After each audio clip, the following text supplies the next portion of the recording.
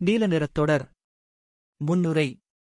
ஒரு நீண்ட அனுபவத்தை, தன்னுடைய பயணத்தை ஒரு தியான செயல் வடிவத்திலிருந்து இதை எல்லோரிடமும் தெரியப்படுத்த வேண்டும்.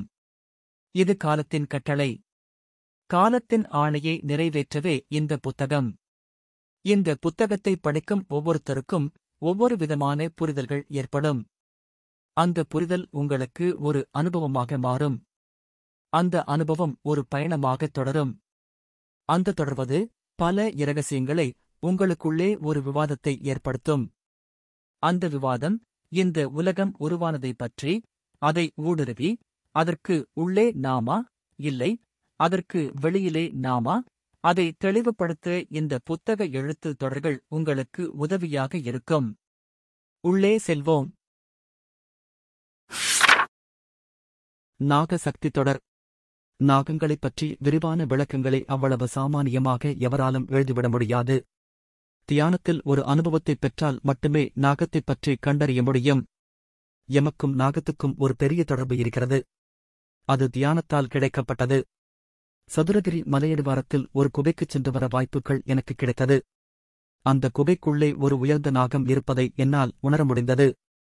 அந்த நாகத்தை பலர் பார்த்திருக்கிறார்கள். நான் பார்த்ததே கிடையாது. ஆனால் அது உள்ளே இருப்பது எனக்கு நன்றாகத் தெரியும். இந்த குகைக்கு வருடக்கணக்காக, இந்த குகைக்கு எப்பொழுதெல்லாம் நான் செல்கிறேனோ அன்றைய தினமே திருநெல்வேலிக்குச் சென்று விடுவேன். அங்கு ஒரு வீட்டில் அமர்ந்து தவம் செய்வதற்கு எனக்கு வாய்ப்புகள் உருவாக்கிக் கொடுக்கப்பட்டது. இந்த குகையும் அந்த திருநெல்வேலி வீடும் எனது பயிற்சி காலத்தில் மிக மிக முக்கியமான ஒரு இடம், ஒரு அங்கம்.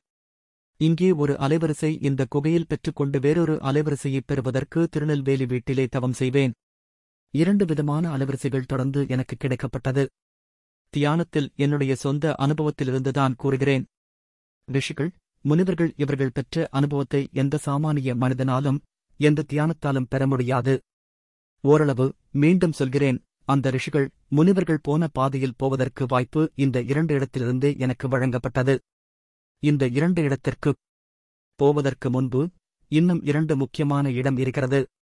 ஒன்று என் மனைவியுடைய ஊர் காவிரி கரை, கல்லணை ரோடு, திருக்காட்டுப்பள்ளிக்கு அருகில் நேமம். அந்த ஊரில் எனக்கு முதல் தியானத்தில் அனுபவம் கிடைத்தது. அந்த ஊரில் விசேஷமான ஒரு ஐயனார் கோவில் இருக்கிறது. அது காவிரி கரை ஓரமாக அமைந்திருக்கிறது. அந்த ஐயனார் கோவில் உருவானதற்கு ஒரு வரலாறு சொல்கிறார்கள்.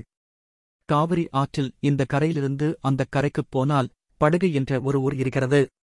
இந்த கரை நியமமாகவும் அந்த கரை படுகை என்றும் அழைக்கப்படுகிறது.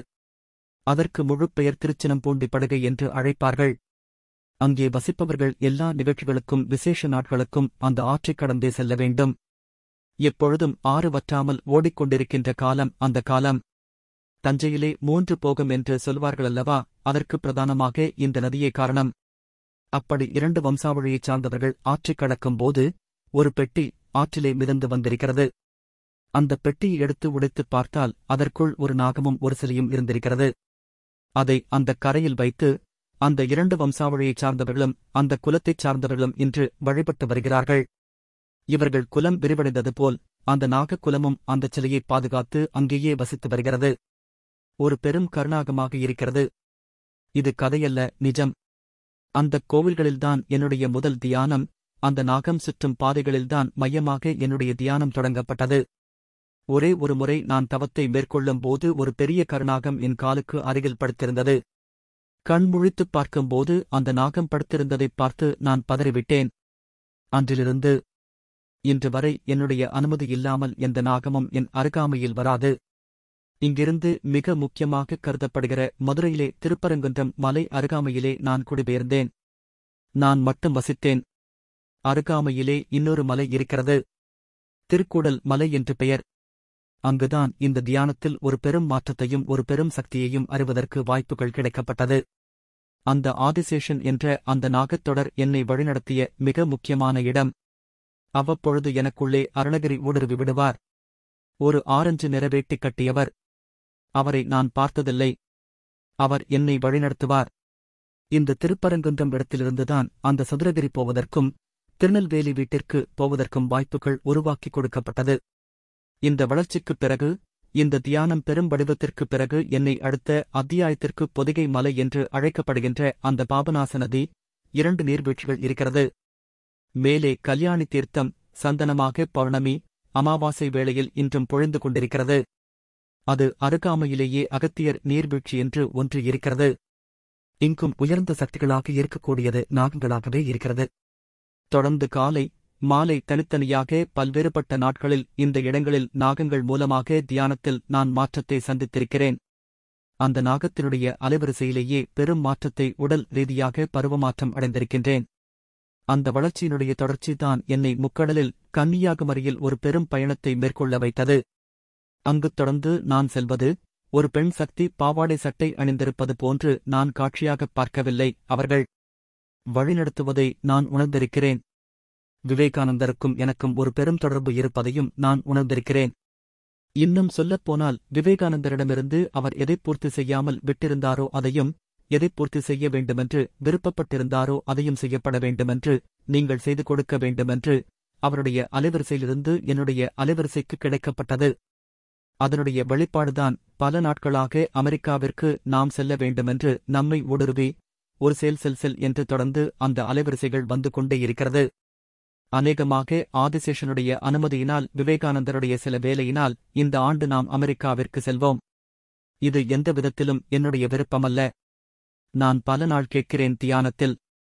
உள்ளூரிலே தமிழ்நாட்டிலே தாய்மொழி தெரிந்த எனக்கு இந்த தியானத்தில் ஒரு மாற்றத்தை உருவாக்கிவிட முடியவில்லை. அமெரிக்காவில் போய் நான் என்ன சாதித்துவிடப் போகிறேன்? அதற்கு எனக்கு ஒரு தீவிரமான அலைவரிசை தியானத்திற்குள்ளே, உள்ளூரிலே நீ பணி செய்ய வந்தாய் என்று யார் சொன்னது? உன்னை இங்கு நாங்கள் தயார்தான் செய்து கொண்டிருக்கிறோம். அந்த தயார் வேலை நடக்கும்போது அதனுடைய கசிவில்தான் உள்ளூரில் உன்னைச் சுற்றி தியானம் செய்து கொண்டு நிற்பவர்களின் செயல். உனக்கு வேலை அமெரிக்கா, அண்டார்டிகா கடல் பகுதி, பசிபிக் பெருங்கடல் ஒட்டியிருக்கின்ற தேசங்கள், இங்கேதான் உனக்கு வேலை. உன் உயிர்துளி இந்த முக்கடலிலிருந்து ஆதிசேஷனின் வழிகாட்டுதலின் பேரிலிருந்தே இந்த மனிதப் பிறப்பு உனக்கு கொடுக்கப்பட்டிருக்கிறது. அதனுடைய தொடர்ச்சிதான் பதஞ்சலியினுடைய யோக சூத்திரங்கள் அனைத்தும் உனக்கு காரிய சித்தி செய்து கொடுத்திருக்கிறது. நீ பேசுவது, எழுதுவது, தியானம் கற்றுக் கொடுப்பது, தியானத்தில் புரிதலை ஏற்படுத்துவது, ஆதித்தொன்மையான ஆயக்கலையையும் நன்கு கற்றுத் தேர்ந்த, சக்தியிலே மிக உயர்ந்தவராக இருக்கக்கூடிய ஆதிசேஷனின் மறுவடிவமாக இருக்கக்கூடிய ஞானத் தந்தை என்று அழைக்கக்கூடிய பதஞ்சலியிடமிருந்தே உனக்கு கொடுக்கப்பட்டிருக்கிறது. இந்த வடிவத்திலிருந்தே உன்னுடைய பிரயாணம் இருக்கும். இந்த கன்னியாகுமரியில் எனக்கு ஏற்பட்ட அனுபவம் போல நாக சக்தியாகவே, நாக வடிவமாகவே பழனி மலையிலும் பல்வேறுபட்ட நாட்கள் இந்த தியானம் நிகழப்பட்டது. நான் பல மணி நேரம் அமர்ந்து தியானிப்பதை விட வெகு சில மணி நேரத்திலேயே அந்த இடத்தில் எதைப் பெற வேண்டுமோ அது கிடைத்துவிடும். எழுந்து செல் என்று ஒரு அசரீரியின் குரல் கிடைத்துவிடும். நான் சென்று வந்த நூற்றுக்கணக்கான காடுகள், மலைகளுக்குள்ளேயும் நாள் கணக்காக, மாதக்கணக்காக ஒரே இடத்தில் அமர்ந்திருக்கின்ற மாதிரி வாய்ப்புகள் எனக்கு கிட்டாது. அதற்கு அந்த குறிப்பிட்ட நேரங்கள் மட்டுமே நான் அங்கு இருக்க வேண்டும். சில மணி நேரமோ ஒரு நாளோ முன்கூட்டியே முடிவு செய்ததற்குப் பிறகே என்னுடைய பயணம் இருக்கும். அந்தக் கால வரையறையிலேயே நான் தியானம் செய்வதோ ஒரு இடத்தில் தங்கியிருப்பதோ, அது என்ன தீர்மானித்ததோ அதுபடிதான் நடக்கும். அதற்கு மேல் நான் தங்கவோ தியானிக்கவோ முடியாது. அதை மீறினால் எனக்கு பெரும் என்னுடைய பிரயாணத்திற்கோ என்னுடைய தியானத்திற்கோ சிக்கல் வந்துவிடும். அதன் அடிப்படையிலேயே முடிந்த அளவிற்கு அந்த வடிவத்தைத்தான் நான் பின்தொடர்கிறேன். இதேபோன்று மிக முக்கியமான நாகம் சம்பந்தமாகவே சிருங்கேரியிலிருக்கும் சாரதா கோவில், மூகாம்பிகை கோவில், தர்மஸ்தலா கோவில், குக்கே சுப்பிரமணியா, சாமுண்டேஸ்வரி கோவில் மற்றும் பல இடங்கள். இங்கு அனைத்து இடங்களிலுமே நான் பார்த்தது, நான் கண்டது, நான் அனுபவித்தது எல்லாமே நாகம் சம்பந்தமாகவே. ரிஷிகேஷ், வசிஷ்டர் அருந்ததி குகைகளிலும் நான் முழுமையாக நாகங்களின் அலைவரிசையைக் கண்டேன்.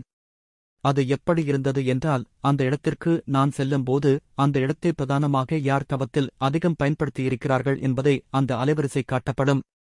இன்னும் தெளிவாக விவரிக்க வேண்டுமென்றால், அந்த இடத்தில் ஒரு காற்று என்னுடைய பிறப்புறுப்பு, அந்த வாசல் வழியாகவோ அல்லது மூக்கின் துவாரத்தின் வாசல் வழியாகவோ, நெற்றிப் போட்டோ, தலையினுடைய உச்சியோ, குதிக்கால் இந்த வாசல்கள் வழியாகவோ அந்த அலைவரிசை எனக்குள்ளே ஊடுருவி அங்கு என்ன வடிவம் என்பதை வார்த்தையாக விவாதிக்கும். மீண்டும் இந்த இடத்தில் உங்களுக்கு கவனமாகச் சொல்கிறேன். என்னுடைய தியானம், என்னுடைய சுவாசம் வேற தன்மையில் இருக்கும். புதிதாக வருவது துல்லியமாக உணர முடியும். அது வேறு தன்மையில் இருக்கும். ஒரு ஆள் நேரடியாகத் தோன்றி நம்மிடம் பேசி, நீங்கள் எப்படி இருக்கிறீர்கள், எப்போது வந்தீர்கள், ஏன் இவ்வளவு நாள் வரவில்லை, இவ்வளவு தாமதமாக வந்திருக்கிறீர்கள், பலமுறை உங்களுக்கு உணர்த்தி, இந்த இடத்தை நீங்கள் ஏன் வராமல் தாமதப்படுத்திவிட்டீர்கள், நீங்களும் நாமும் அங்கு ஒன்றாக உட்கார்ந்து தவம் செய்த இடங்களெல்லாம் உங்களுக்கு ஞாபகம் இருக்கிறதா?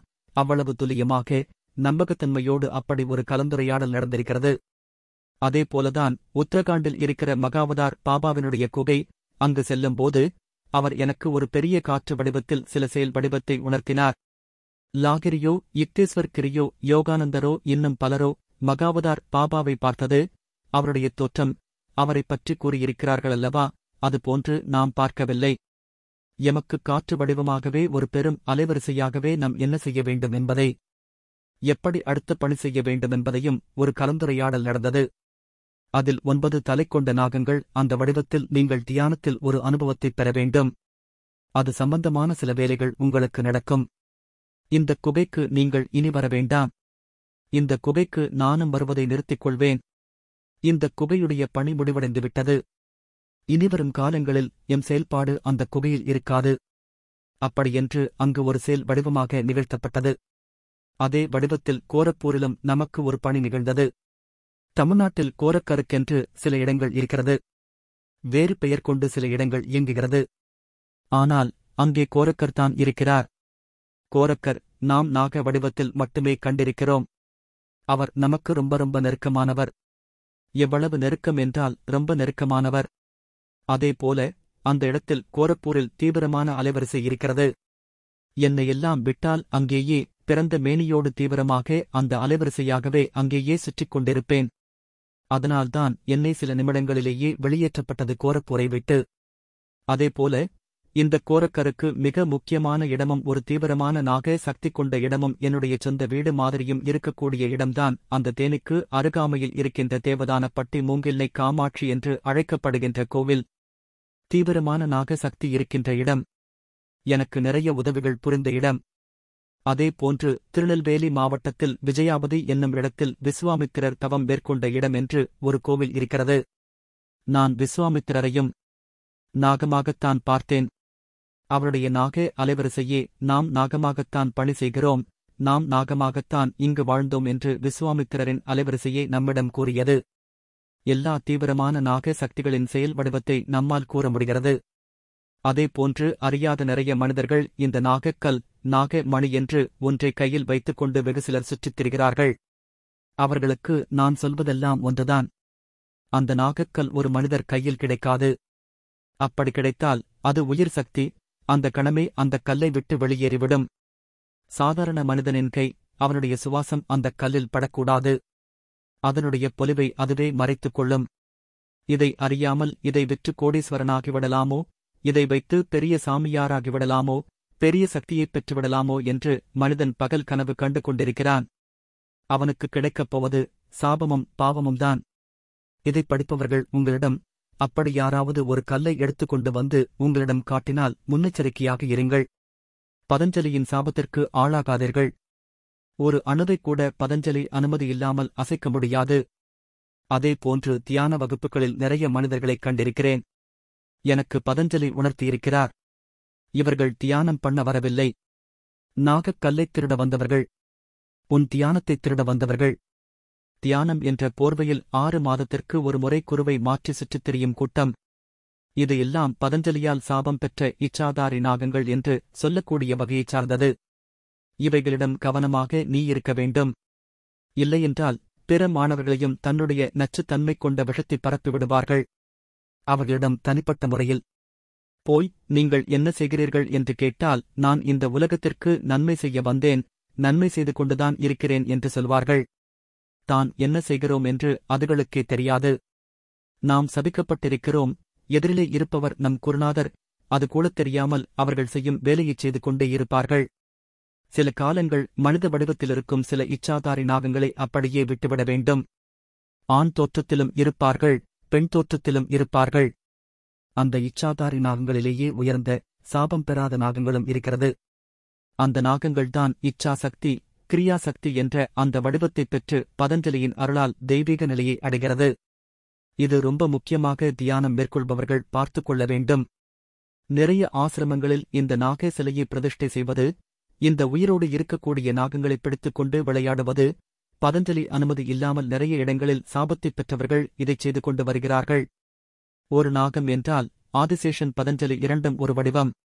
அந்த அலைவரிசையிலிருந்து வருவதே இந்த உலகத்தில் உயர்ந்த ஞான செயலையும் தியான செயலையும் பெற முடியும். அந்த ஆதிசேஷனுடைய செயலே நிறைய யோக குருமார்களை மனித தோற்றத்திற்கு அவதரிக்க வைத்திருக்கிறது. எனக்கும் இந்த பிறப்பு கிடைத்ததற்கு, இதைச் சொல்வதற்கு வாய்ப்பு கிடைத்ததற்கு எல்லாமே அந்த ஆதிசேஷன். நாகக்குலம் நன்றாக இருந்தால் உலகத்திற்கு ஞானம் தெளிவாக கிடைக்கும்.